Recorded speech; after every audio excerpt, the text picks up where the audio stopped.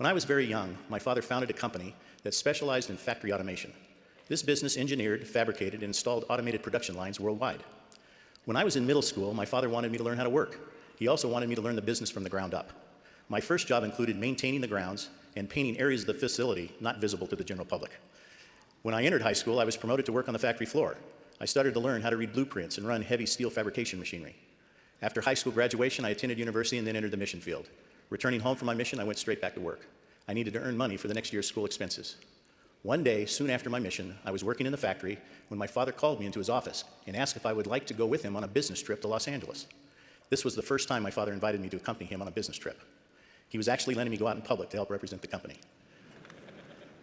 Before we left on the trip, he prepared me with a few details about this potential new client. First, the client was a multinational corporation.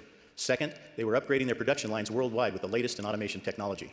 Third, our company had never previously supplied them with engineering services or technology. And finally, their top corporate officer in charge of purchasing had called this meeting to review our bid on the new project.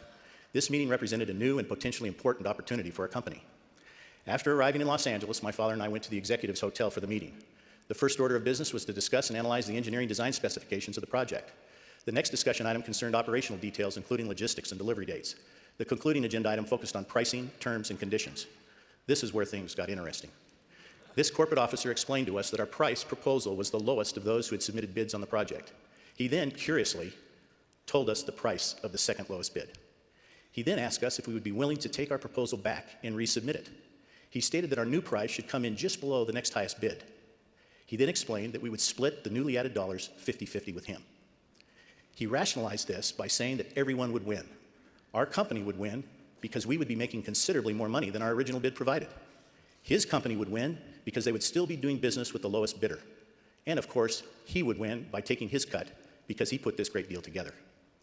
He then gave us a post office box number where we could send the money he requested.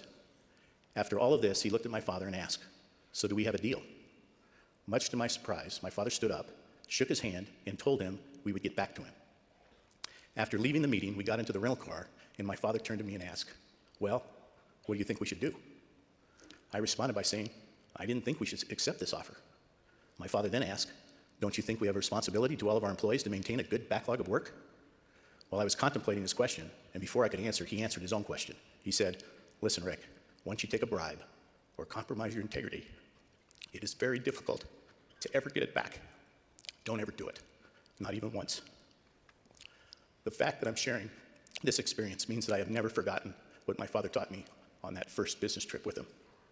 I share this experience to illustrate the lasting influence we have as fathers